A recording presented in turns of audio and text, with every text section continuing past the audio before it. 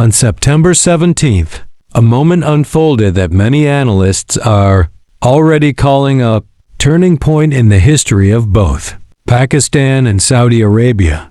On that day, the two nations signed what is officially known as the Strategic Mutual Defense Agreement, an understanding so rare in the modern world that only a handful of such arrangements exist outside of NATO, and most of them directly involve the United States. This pact immediately generated debate across political and military circles. People began asking whether this effectively means Saudi Arabia has now obtained a form of nuclear umbrella through Pakistan, whether Pakistani pilots can legally operate Saudi jets in actual combat, and whether Saudi Arabia can truly stand by Pakistan in the event of a conflict with India while still maintaining its deep economic ties with New Delhi. These are not just academic questions. They go to the heart of the geopolitical shifts taking place before our eyes. For decades, Saudi Arabia relied on American protection. The roots of that relationship stretched back to February 1945 when King Abdulaziz met President Franklin Roosevelt on an American cruiser in the Suez Canal. They reached an understanding often simplified as oil for security. The Americans would guarantee Saudi defense, and in return the kingdom would supply oil. For many years that arrangement seemed firm, but in practice the United States avoided committing to a full mutual defense treaty. In 1951, Washington and Riyadh signed only a mutual defense assistance agreement, not a pact of collective defense. The language was deliberately weaker. At times, American presidents gave verbal assurances, but when it came to binding treaties, the United States always held back. Over the decades, Saudi officials often pressed for something stronger, but Washington consistently resisted. The weakness of this arrangement was exposed brutally in September 2019 when drone and missile attacks targeted the Abqaiq and Kuray oil facilities in the heart of the kingdom. Those two facilities together represented the largest oil processing centers in the world, and when they were hit, the United States did not respond in a way the Saudis expected. That moment convinced Riyadh that the American security umbrella had holes and that it could not rely solely on Washington. It is within that context that the new pact with Pakistan has emerged. The Strategic Mutual Defense Agreement states in clear language that an attack on one will be considered an attack on both, and both countries are obliged to respond jointly.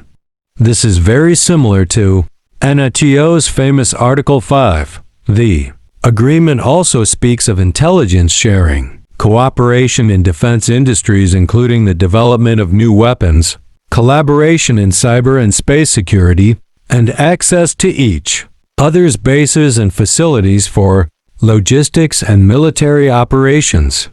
Though the text avoids explicit reference to nuclear weapons, the shadow of Pakistan's nuclear capability looms large over the entire understanding. Everyone knows this agreement would never have been signed if Pakistan were not a nuclear power. The nuclear question is, of course, the most sensitive part of this discussion.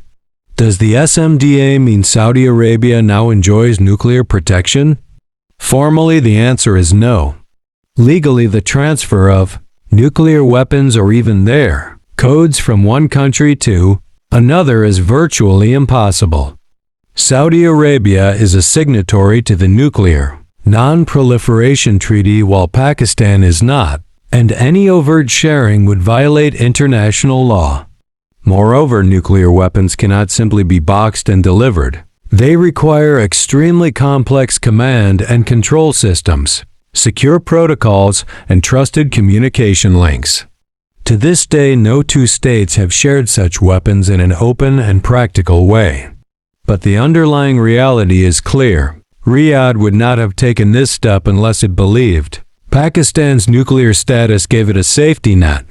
If Saudi Arabia ever faced a truly existential threat from a regional adversary, many believe that Pakistan would come to its aid in a way that indirectly extends a nuclear umbrella, even if the details are never written on paper. The intelligence sharing aspect of the pact is of great significance to Pakistan. For decades, Pakistan has feared an India-Israel nexus aimed at undermining its nuclear assets. Having personnel and facilities inside, Saudi Arabia allows Pakistan to monitor Israeli activities far more closely than it could from within its own territory. Israel's southern desert bases lie less than 200 miles from western Saudi Arabia. From Jordanian airspace, Israel is barely 250 kilometers away. This proximity means Pakistani intelligence in Saudi Arabia can keep watch on any potential India-Israel cooperation, particularly in scenarios where those countries might consider preemptive strikes on Pakistani nuclear infrastructure. In such a case, early warning could be decisive. The agreement also marries two different strengths. Pakistan brings proven military expertise, nuclear deterrence, and a growing defense industry. Saudi Arabia brings extraordinary financial resources and the ability to invest in new technologies.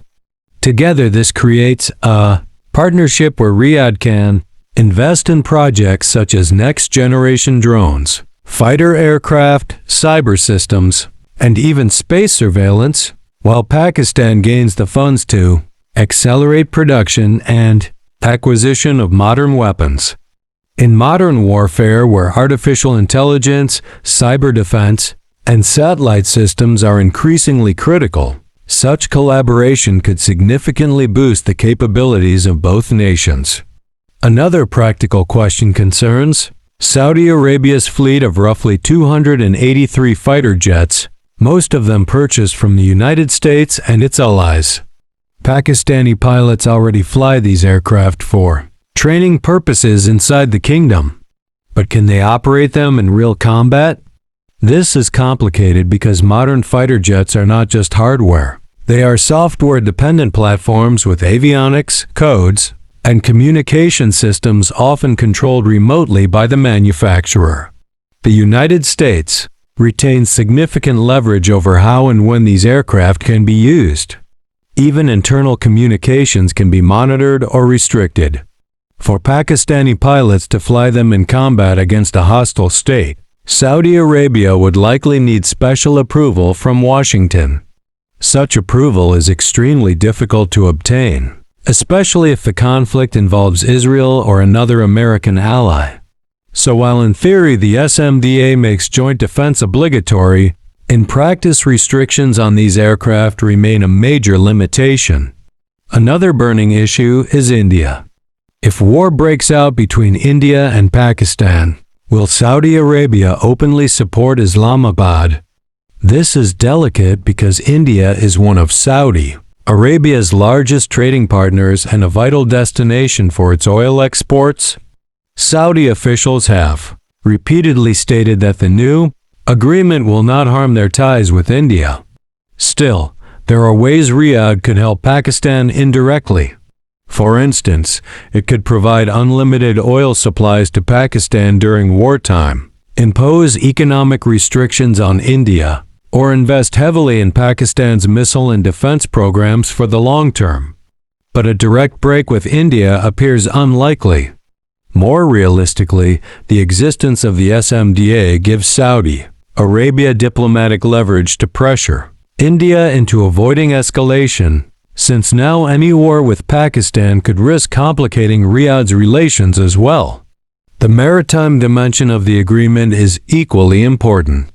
The routes that connect Pakistan and Saudi Arabia run through multiple bodies of water: the Arabian Sea, the Persian Gulf, the Gulf of Aden, the Red Sea, and the wider Indian Ocean. Saudi Arabia's economic survival depends on these routes, which are threatened by piracy, regional conflicts, and potential Israeli interference. The SMDA naturally extends to naval cooperation, joint surveillance, and perhaps the purchase or development of new patrol aircraft and submarines. This gives Pakistan opportunities to expand its naval presence into the Middle East while helping Saudi Arabia secure the lifelines of its oil economy. Of course, challenges remain. Saudi Arabia must consult its Gulf allies, particularly the UAE and Bahrain, before taking bold steps in defense policy. Pakistan, being a democracy, requires parliamentary approval for certain commitments. Command structures must be clarified. Will there be a joint command similar to NATO's? And if so, who will lead it? How many Pakistani troops can be spared for Saudi defense without weakening Pakistan's own security? These are unresolved questions that will shape the future of the agreement. Already some 10,000 Pakistani soldiers are present in Saudi Arabia for various missions, and this number could grow. But the specifics of a permanent joint command are still under discussion. Despite these uncertainties, the agreement represents a paradigm shift. Just days after a failed summit in Qatar, where the Saudi crown prince chose to remain silent, Riyadh signed a deal that changed the regional balance. For decades, the kingdom had avoided entering such a comprehensive defense pact with anyone other than the United States.